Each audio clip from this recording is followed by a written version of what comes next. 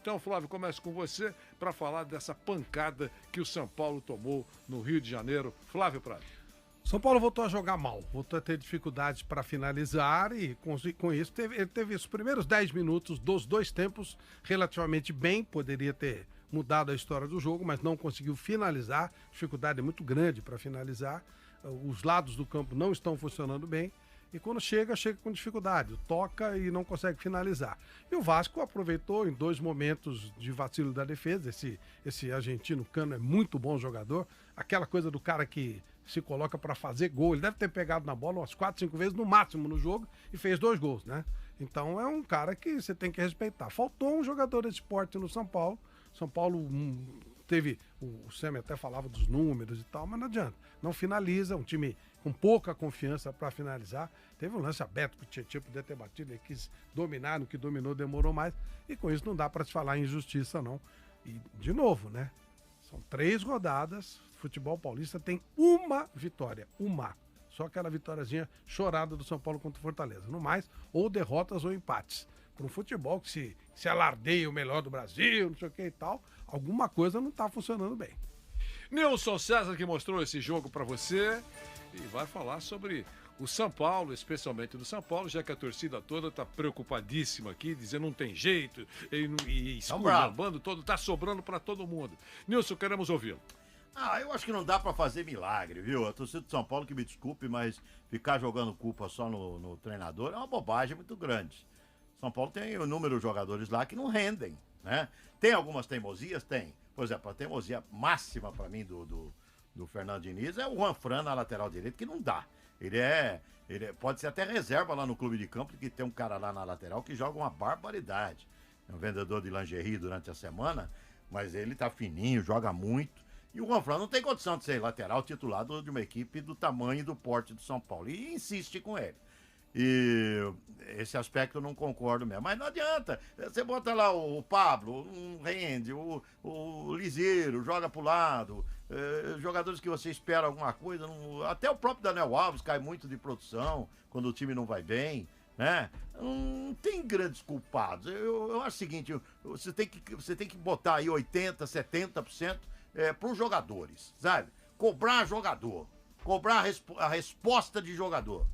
Isso acontece com o Palmeiras, acontece com o Corinthians e acontece com o São Paulo também. O técnico é teimoso? Mas os jogadores não jogam absolutamente nada. Isso precisa ser dito. O jogador do São Paulo está devendo muito.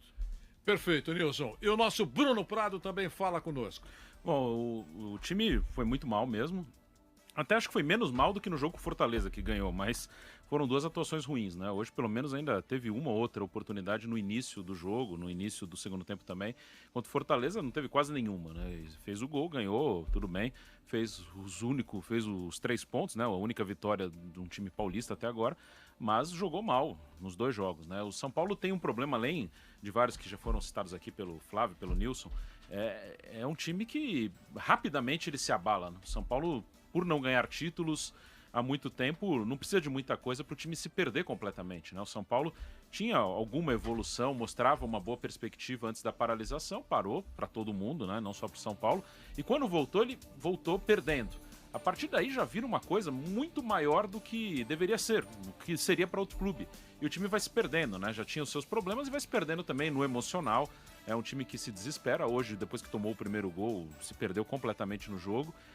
Teve outra diferença antes da parada e agora é o Antony. Isso acaba afetando muito porque o time não tem outro jogador que jogue pelos lados. Tem os meninos aí, o Paulinho, mas o Paulinho ele agita, ele corre muito, mas ele erra muito em tomada de decisão, erra muito tecnicamente. O Elinho já teve várias oportunidades também, nunca aproveitou.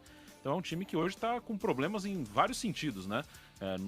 Na parte tática, já ataca muito pelo meio. Concordo que o Igor Vinícius podia ser uma tentativa ali pelo lado direito, para ter alguma profundidade. No emocional, totalmente perdido. E no lado técnico, né? Que acaba afetando. Quando você tá mal emocionalmente, também o lado técnico afeta. E no Vasco, só um detalhe, né? O Germancano O Vasco fez 16 gols em 2020. O Cano fez 11, né, dos 16. Sensacional. O vice-artilheiro é o Felipe Bastos, que fez 2 e 2 agora, na quinta-feira. Então o Cano é o cara que pode garantir um campeonato tranquilo pro Vasco, né? Hoje em dia, pro Vasco, um campeonato tranquilo é ficar no meio de tabela, longe da zona do rebaixamento. Mas veja bem, né? Nós vamos ouvir o vídeo. Esses problemas todos citados aqui pelo Nilson, pelo Flávio, pelo Bruno, muitos desses problemas o Vasco também tem. Tem. Até mais.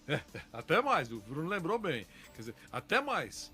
E ele está conseguindo subir, ultrapassar esses obstáculos, enfrentar essas dificuldades. É por isso que o torcedor fica preocupado. E aí, Flávio, você viu que as opiniões são divergentes, mas as críticas são fortes. O São Paulo não pega ritmo, né? não mostra que pode melhorar, ou pelo menos não está dando nenhum indício que pode melhorar. E os torcedores estão com a situação atravessada na garganta. Diga, Flávio. São 10 anos, né? E aí você começa a tentar achar uma varinha mágica.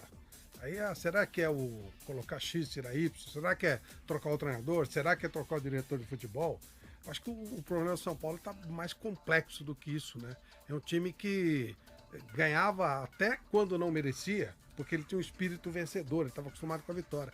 E agora o São Paulo pegou um DNA de derrota. E aí até quando ele quando ele pode não perder, ele perde.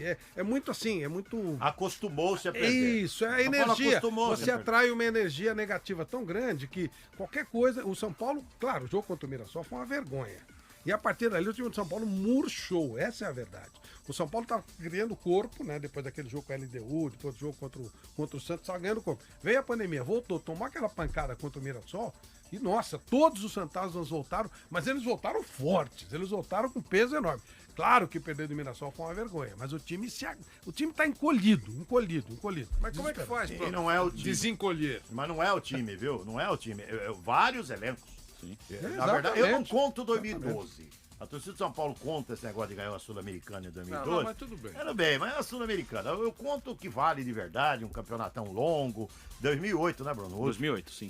Faz 12 anos que não ganha nada. Por que não ganha nada? Porque você muda elenco, muda técnico, não sei o quê, e tem um costume, uma naturalidade pela derrota. São Paulo, que sempre foi um clube vencedor.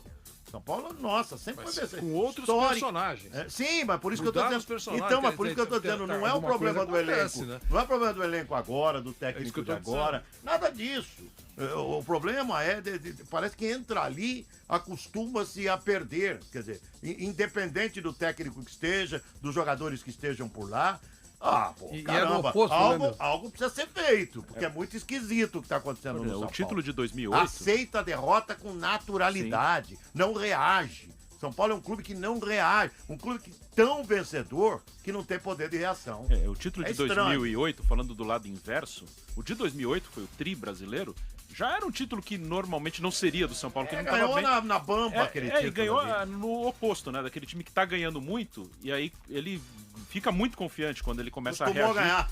O São Paulo começou, ele teve um embalo ali, ele ganhou 2, 3 seguidas, e começou a acreditar, nós vamos ganhar isso de novo. E tava, sei lá, 10 pontos atrás do Grêmio, que liderou. E foi campeão. Ele começou a acreditar, daqui, a gente vai buscar, falta 10 pontos, não é nada pra gente, beleza, nós vamos buscar. Agora é o contrário. Não, e outra, né? Trocava elenco. Eu lembro que o São Paulo trocou elenco e foi buscar só jogador do Goiás.